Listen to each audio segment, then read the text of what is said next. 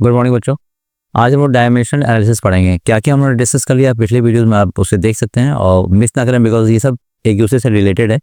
अगर आपने पिछले वीडियो नहीं देखे हैं तो डायमेंशन आपने नहीं समझा है तो फिर आज का भी वीडियो आपको समझ में नहीं आने वाला। तो जैसे जो चीज़ हमने कवर की है वो हम दिखा दें, जस्ट स्लाइड्स आपके सामने से गुजराते हम चले जाएंगे। ये स्लाइड हमने कवर कर लिया है। What is physics, what are physical quantities, next types of physical quantities, ये भी हमने कवर कर लिया है। Fundamental physical quantities in detail हमने समझाया, ठीक है। इसके बाद सिस्टम्स ऑफ यूनिट्स हमने पढ़ा, MK system, CGS system, FPS, SI, ये सारा कुछ हमने पढ़ लिया है। टैबलेट फॉर्मेट में हमने प्रोवाइड कर दिया था आप लोगों को। फिर डिराइव्ड क्वांटिटीज हमने पढ़ा डिटेल में, और सप्लीमेंट्री क्वांटिटीज भी हम लोग कवर कर चुके हैं, इसे भी हमने डिटेल में पढ़ा है, plane angle and solid angle.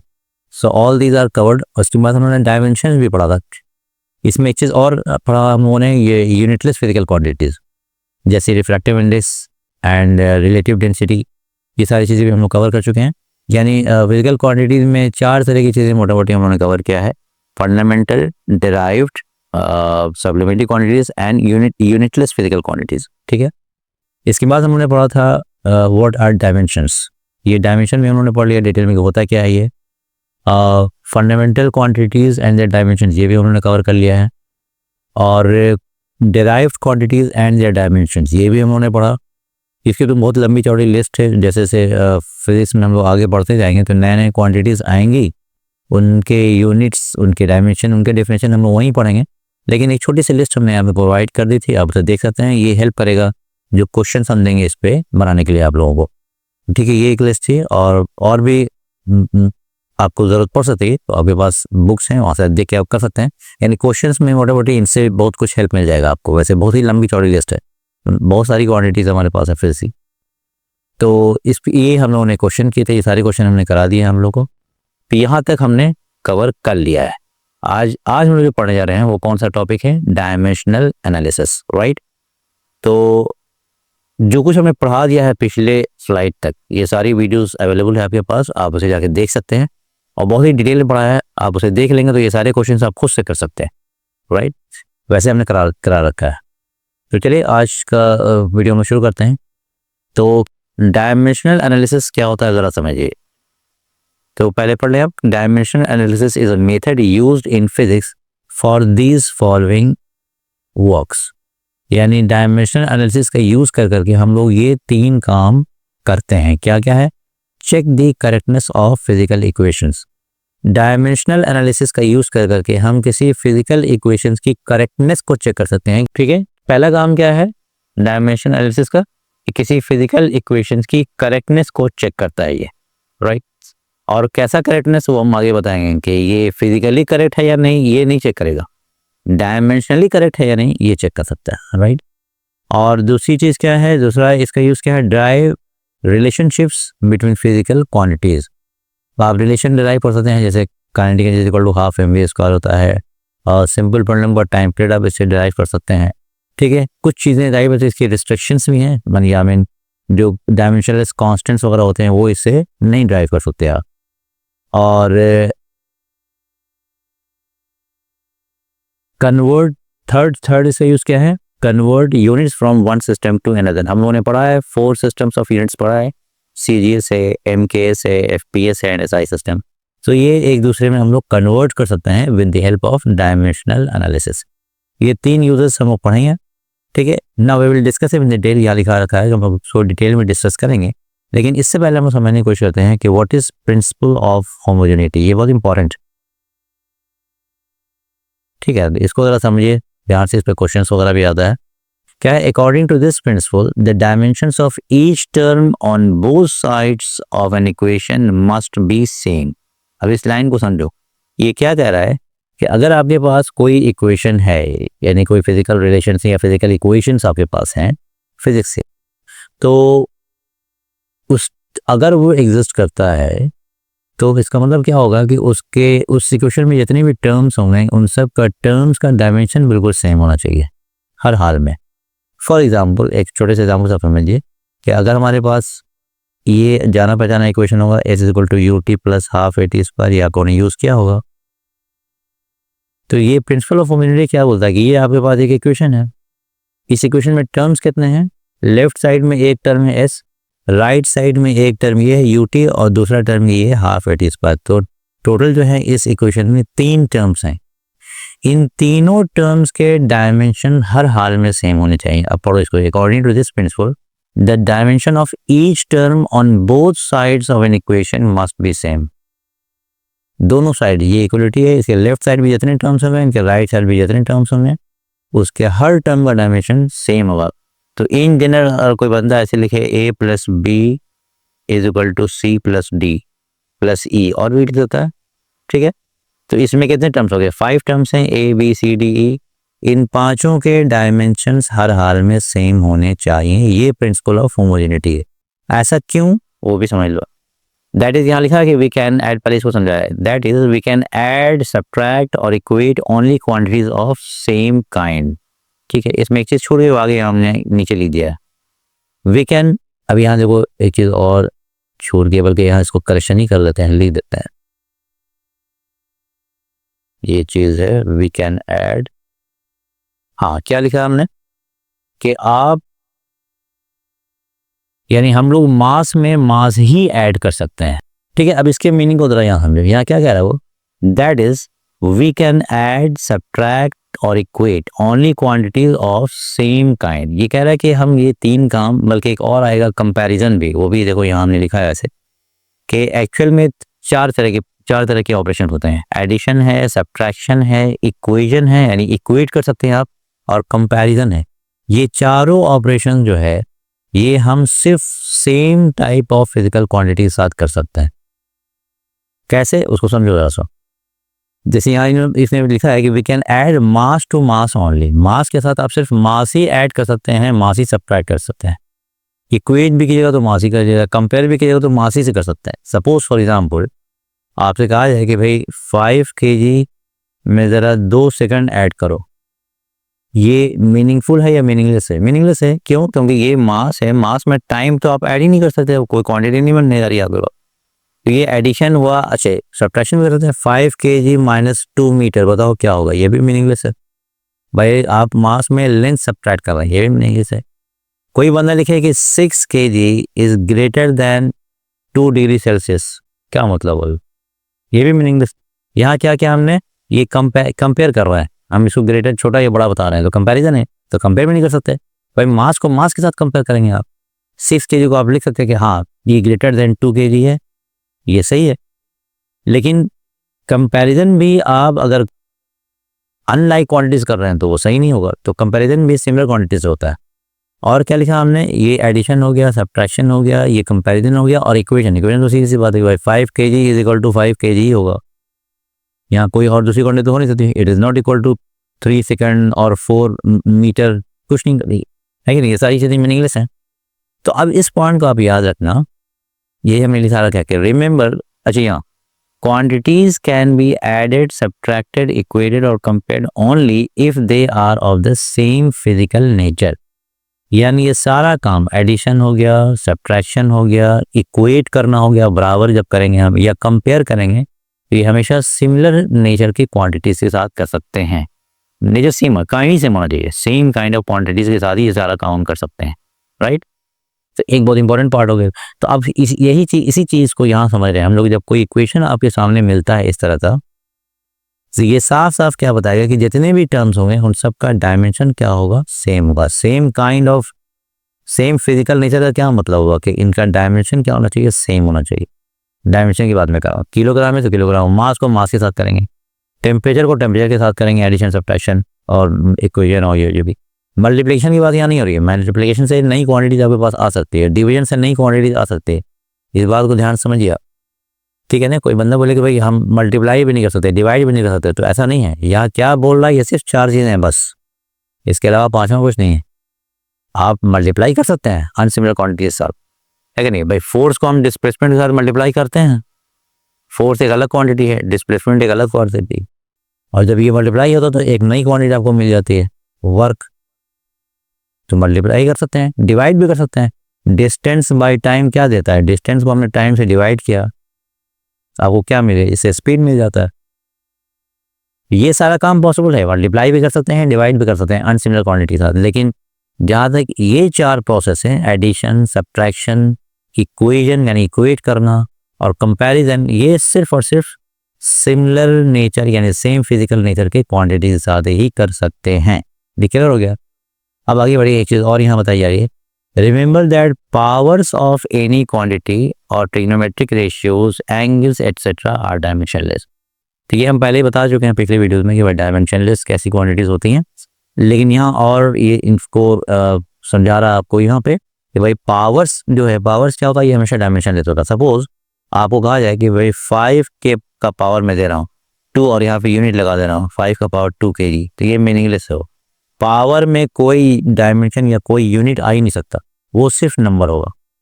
तो पावर क्या होता है, इट्स प्योर नंबर, यानी आप 5 का पावर 2 लिखे तो ये होगा 5 × 5 25 हो जाएगा। तो ये जो चीज़ होगी पावर, ये प्योर नंबर होता है, इसमें कोई यूनिट हो ही नहीं सकती, कोई फिजिकल क्वांटिटी नहीं आएगी, ये प्योर नंबर होगा, ना लेंथ होगा ना ये टाइम होगा, कुछ भी नहीं होगा, हो ही नहीं सकता यहाँ। अगर कोई क्वांटिटी आ रही है तो वो एक होगा नहीं यूनिट वाला, 2-3 हो सकता है, जो अल्टीमेटली उसको जब आप मल्टीप्लाई वगैरह करेंगे तो यहाँ पे अल्टीमेटली वो नंबर ही देगा, वो यहाँ पे कोई यूनिट आ ही नहीं सकता, पावर में कभी कोई यूनिट नहीं होता। ठीक है, तो ये याद रखिएगा, powers are always pure numbers, dimensionless होता है। ट्रिग्नोमेट्रिक रेशियोज भी डायमेंशनलेस होता है।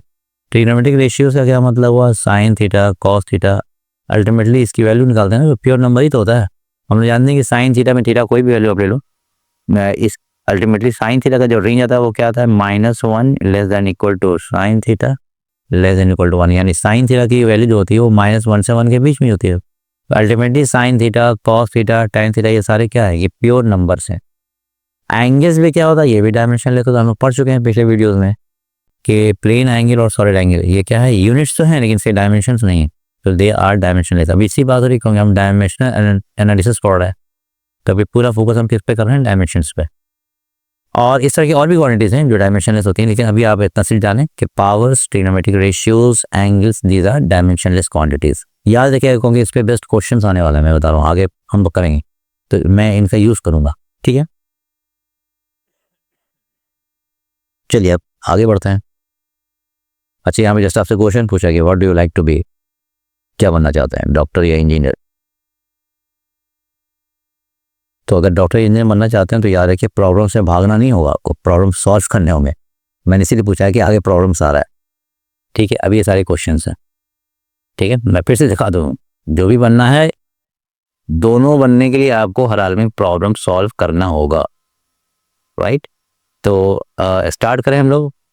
आंसर हमने दे दिया है क्वेश्चन का, पहले आप खुद ट्राई करो, राइट, और ट्राई करो और फिर उसके बाद पॉज कर लीजिए, ट्राई कीजिए, नहीं हो तो फिर सॉल्यूशन को देखिए आप, मैं इसको सॉल्यूशन देने जा रहा हूँ। ठीक, तो चलिए आप देखिए क्वेश्चन पढ़ते हैं। क्वेश्चन में क्या कह रहा है कि find the dimensional formula of a and b in the equation v = a + bt where v represents speed and t is the time.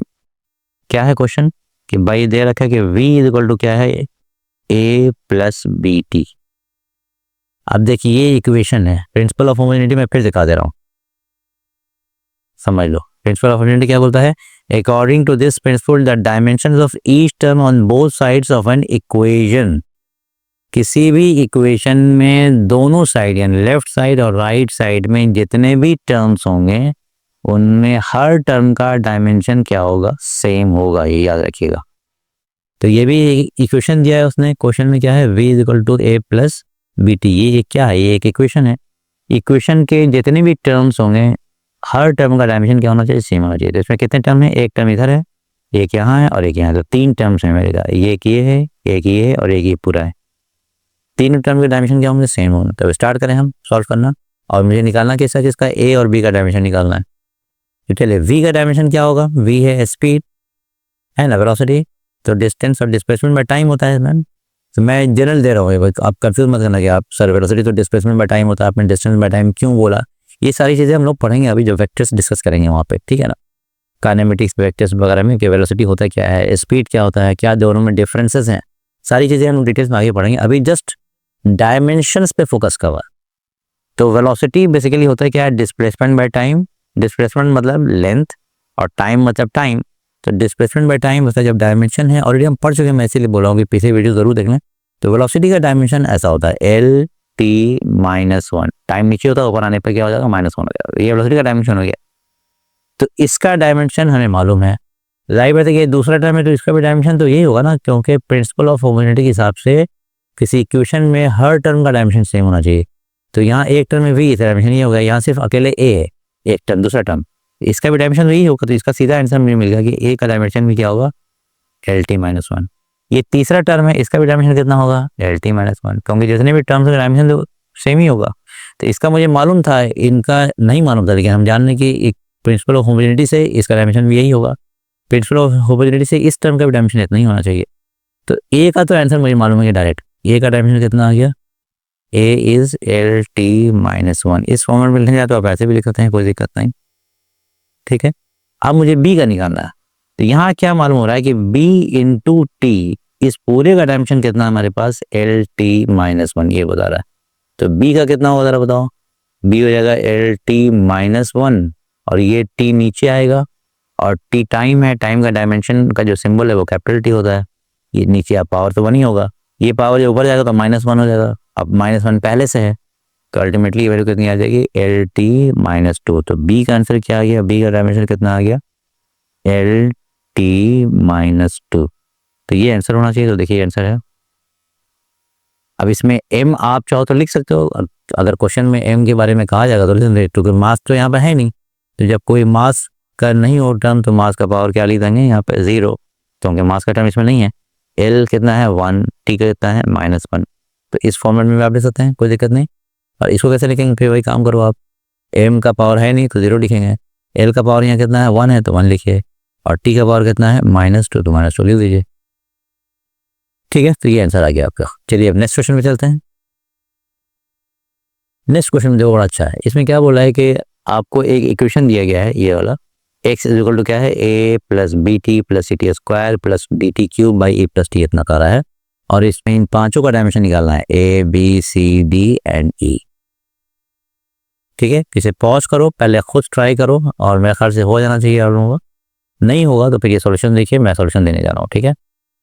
तो इक्वेशंस क्या है, पहले हम इक्वेशन लिख लें। इक्वेशन से x is equal to a plus b t plus c t square plus d t cube divide by e plus t, ये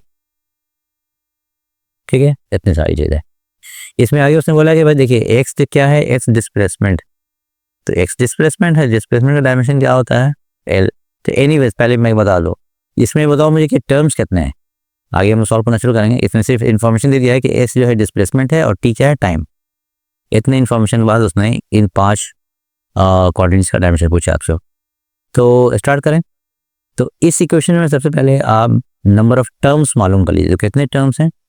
ये 1, मैं ऐसे कर दे रहा हूँ, this is term number 1 left side में। फिर यहाँ से स्टार्ट करो, ये एक टर्म हुआ, फिर एक टर्म ये हो गया, फिर ये पूरा एक टर्म हुआ, और ये पूरा का पूरा यानी यहाँ से लेकर के यहाँ तक ये पूरा भी एक टर्म है, ठीक है। प्रिंसिपल ऑफ होमोजेनिटी के हिसाब से सबका डायमेंशन सेम होगा, हर टर्म का डायमेंशन सेम होगा। इसमें से किसी एक का आपको बताएगा हमेशा। जैसे पिछले क्वेश्चन में भी आपने देखा होगा, पिछले क्वेश्चन में क्या था बताओ। पिछले क्वेश्चन में मुझे मालूम था यहाँ पे v का डायमेंशन मालूम था, तो बाकी यहाँ से हमने निकाल लिया। तो जब भी क्वेश्चन देगा तो आपको किसी एक का बता देगा वो कि भाई ये है, उसका डायमेंशन आपको डायरेक्टली या इनडायरेक्टली मालूम होगा। उसी के बेसिस पे सारा वो पूछ लेता है, वो निकाल लेते हैं प्रिंसिपल ऑफ होमोजेनिटी का यूज़ करके। तो यहाँ ये बता रहा है कि x जो है वो डिस्प्लेसमेंट है। तो पहले हम ये कर देंगे भाई जो भी होगा इसका डिस्प्लेसमेंट लिख दो, इसका डिस्प्लेसमेंट है तो डायमेंशन क्या होगा, सिर्फ l है, डिस्प्लेसमेंट का डायमेंशन l से लिखते हैं। और अब जाहिर बात है कि ये अब ये एक टर्म था, इस बार इतने सारे टर्म है।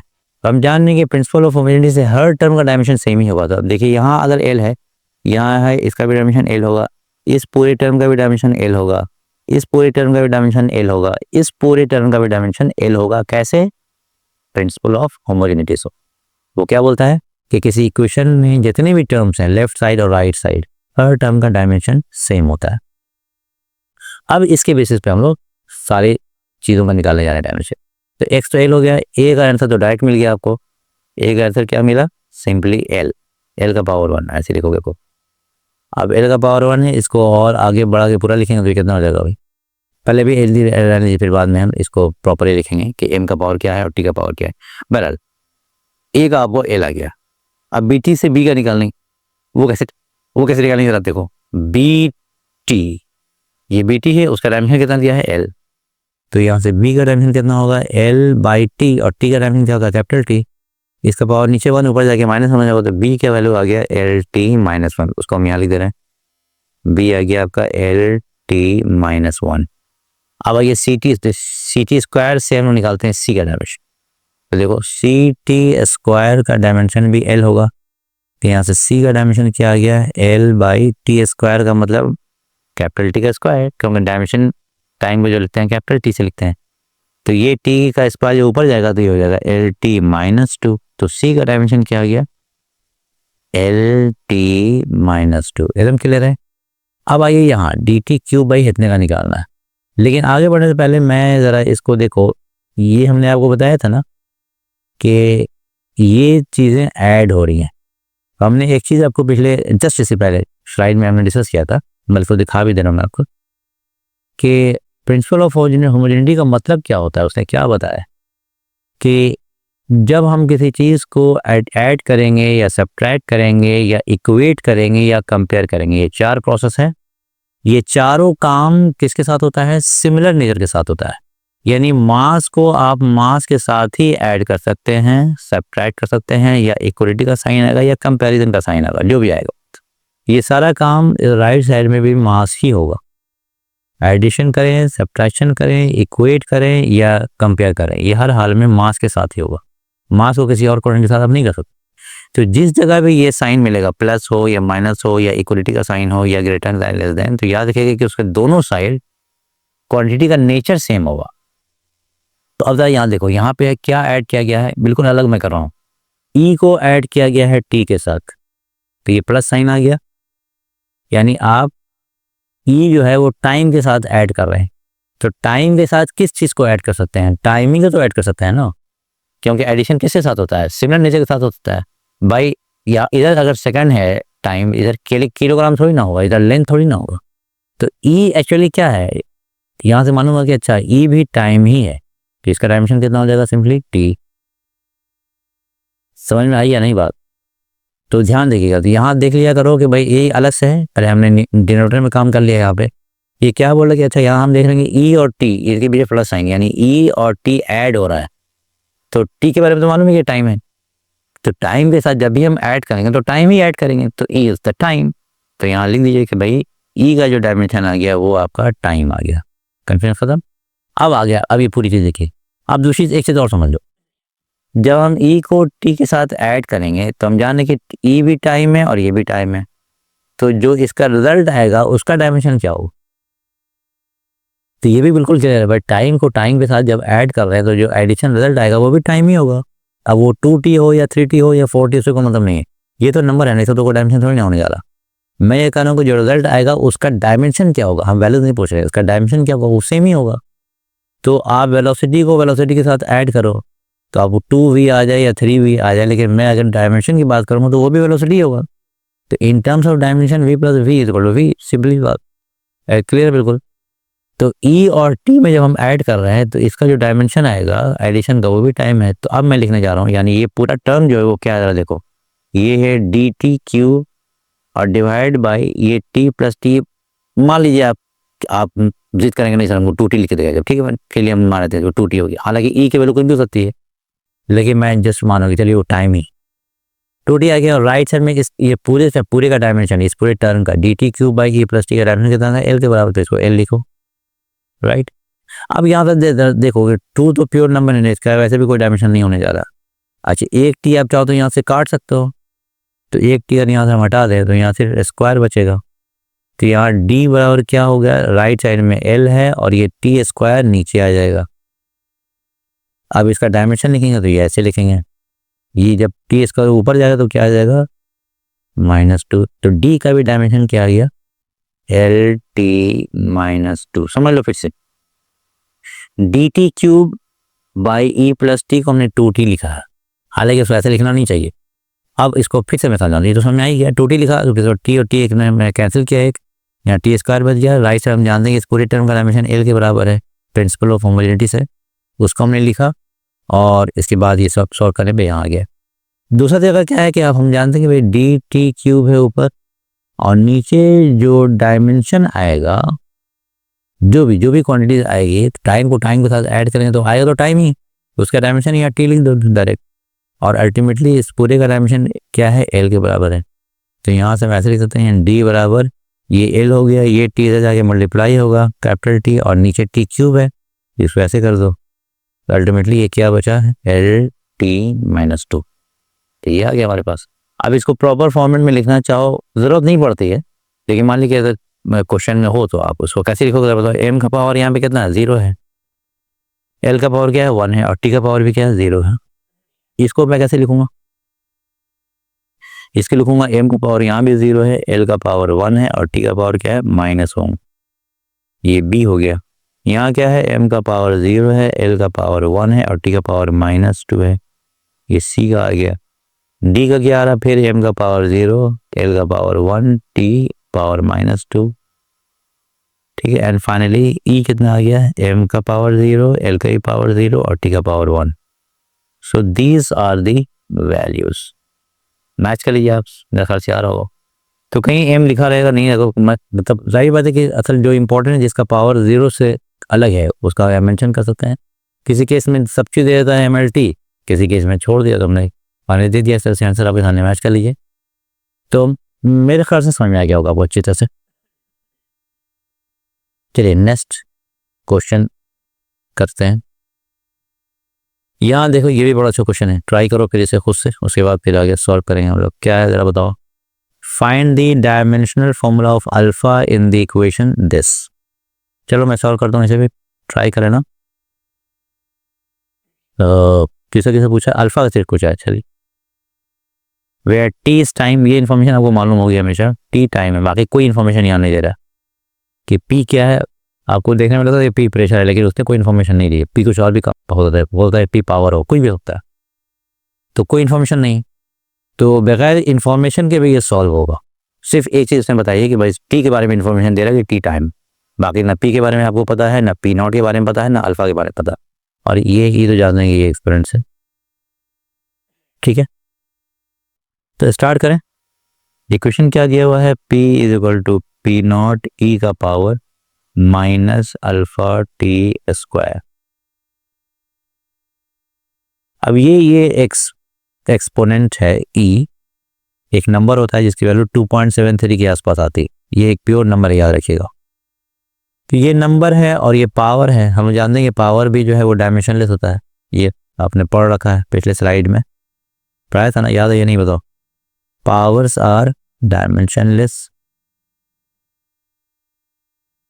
और ये एक्सपोनेंट, ये तो प्योर नंबर ही है।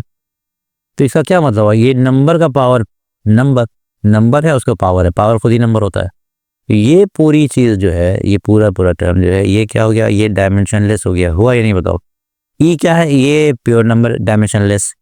पावर के बारे में हम लोग पढ़ चुके हैं, डायमेंशनलेस ही होता है। तो डायमेंशनलेस पावर डायमेंशनलेस, तो ये पूरी चीज़ क्या हो गई, दिस इज डायमेंशनलेस, इस यानी इसका कोई डायमेंशन नहीं होगा। इसका मतलब इसका कोई पूछे कि MLT के बारे में बताइए, इसका यानी M का भी पावर 0, L का भी पावर 0, T का भी पावर 0, इस वाले टर्म में बात नहीं कर रहा हूँ जिसको मैंने घेरा है। लेकिन अब ये कुछ बचा है P और P नॉट, तो ये तो डिफरेंटली साफ समझ में आ रहा है कि भाई जो टर्म इधर होगा वही टर्म ये पूरा है, इस टर्म में ये वाला किसी काम का नहीं, डायमेंशनलेस होगा। तो अल्टीमेटली इसका क्या मतलब हुआ कि जो डायमेंशन इसका होगा सेम डायमेंशन P नॉट का होगा, सेम, क्योंकि इसका तो कोई डायमेंशन है ही नहीं। और ये इक्वलिटी साइन है। इक्वलिटी साइन क्या बता रहा है कि भाई आप दो क्वांटिटीज़ को इक्वेट तभी कर सकते हैं जब दोनों का डायमेंशन सेम हो। तो जो P का डायमेंशन होगा वही P नॉट का होना चाहिए, तभी ये सेम होगा। और ये इसका तो कोई डायमेंशन है नहीं, यहाँ तक तो बात क्लियर होगी। तो देखिए अल्फा टी स्क्वायर निकालने, अल्फा का डायमेंशन निकालने के लिए मुझे करना क्या होगा कि ये मालूम बनाऊंगी ये है क्या, पावर। तो मैं यहाँ लिख जाऊँगा भाई एक्चुअल में, अब हम पावर पे फोकस करें। पावर क्या है, तो पावर इक्वल टू क्या दे रखा है, alpha T square. Minus sign को हम इग्नोर कर रहे हैं, माइनस का कोई डायमेंशन नहीं, मेरे काम में सिर्फ डायमेंशन से। तो ये है पावर। और पावर के बारे में हम लोग पढ़ चुके हैं, पावर होता है डायमेंशनलेस। मैं पूरा लिख दे रहा हूँ, पावर इज डायमेंशनलेस, क्योंकि पावर हमेशा प्योर नंबर होगा, बता चुके हैं आप। तो डायमेंशनलेस का एक्चुअल मतलब क्या हुआ? डायमेंशनलेस का मतलब ये हुआ कि यहाँ m का पावर भी 0 है, l का पावर 0 है और टाइम का भी पावर क्या है? 0। तो अब यहाँ से अल्फा आप निकाल लो। अल्फा बराबर क्या होगा जरा बताओ? m का पावर 0, l का पावर 0, t का power 0 divided by t square. और t जो है वो टाइम है, टाइम का डायमेंशन कैपिटल T होता है, लिखते हैं, और ये स्क्वायर हो गया। अब ये जब ऊपर जाएगा तो क्या हो जाएगा? m का पावर 0, l का पावर 0, लेकिन t का पावर -2। ये हो गया अल्फा का डायमेंशन। यानी शॉर्ट में आप क्या लिखोगे? अल्फा बराबर t-2, दैट्स इट। यहाँ पे लिख रखा है वैसे हमने m0, l0, t पावर -2। लेकिन अब एग्जाम में जब आएगा तो इतना लंबा चौड़ा लिखने की जरूरत नहीं। कंसेप्ट तो समझ में आ गया आपको? तो जब कोई चीज़ डायमेंशनलेस हो तो उसको जाहिर बात है कि यहाँ पे ये वैल्यू जब आएगी इसको आप सिंपली 1 लिख दिया करो। कोई नंबर दे सकते हैं, हालांकि हम डायमेंशनलेस कोई भी नंबर दे सकते हैं, लेकिन 1 दे करके काम करना आसान हो जाएगा। क्या ऐसे लिखेंगे होता? अल्फा टी स्क्वायर, सामने लिखा हुआ है डायमेंशनलेस, सीधा 1 पुट कर दो, ये हो जाएगा alpha is equal to 1 by t square. T की जगह कैपिटल टी लिखिए, डायमेंशनलेस का सिंबल जो है टी स्क्वायर है। तो यहाँ से ऊपर जब ऊपर जाएगा तो क्या लिखेंगे? T power -2। तो अल्फा का प्रॉपर डायमेंशन क्या हो जाएगा? अगर सब कुछ इंक्लूड करके लिखें तो m का पावर 0, l का पावर 0, t का पावर -2। तो दिस इज द आंसर। तो इस तरह से आप क्वेश्चन कर सकते हैं। डायमेंशन पे बेस्ड जब क्वेश्चन आ जाए तो हमेशा कोई ना कोई क्वेश्चन देगा, उसमें जितना रिक्वायर्ड इन्फॉर्मेशन चाहिए वो आपको प्रोवाइड कर देगा, और उसके बेसिस पे बाकी कुछ क्वांटिटीज़ का डायमेंशन आपसे पूछ सकता है, जैसे इसने यहाँ पूछा। और इस तरह से आप प्रोसीड कीजिएगा। कुछ इन्फॉर्मेशन आपको मालूम होना चाहिए कि डायमेंशनलेस जो क्या क्या होता है। ये एक्सपोनेंट ये होता है ई याद रखिएगा, इसकी वैल्यू कितनी होती है? 2.73 के आसपास। ये प्योर नंबर है। इसका जब पावर हो तो पावर भी आप जानते हैं कि पावर का ऑल्सो डायमेंशनलेस। तो इस तरह की इन्फॉर्मेशन को यूज़ करके आप क्वेश्चन सॉल्व कर सकते हैं, ठीक है। अब देखिए नेक्स्ट स्लाइड में मैंने कुछ क्वेश्चन दिए हैं, मैं अभी इसे सॉल्व नहीं कर रहा, ये आप लोगों के लिए होमवर्क है। आंसर मैंने दे रखा है, इसे आप ट्राई करो। जिससे नहीं बनेगा आप मुझे ये होमवर्क है, ठीक है ना। आज का वीडियो मैं यहीं पे फिनिश कर रहा हूँ। ये होमवर्क है, इसे आप कोशिश करें सॉल्व करने का। आंसर दे ही रखा है मैंने। नेक्स्ट क्लास में हम लोग पढ़ेंगे एप्लीकेशन ऑफ डायमेंशनल एनालिसिस। तो आज के लिए ये 3 क्वेश्चन मैं दे रहा हूँ। पहले जो हमने 3 सॉल्व किया उसको देख लो आप, फिर इसे ट्राई करो सॉल्व करने के लिए, एंड होप कि आप लोग सॉल्व कर लोगे। जो भी वो कमेंट में ज़रूर आंसर देंगे, मैं आपके आंसर्स का वेट करूँ। Thank you so much.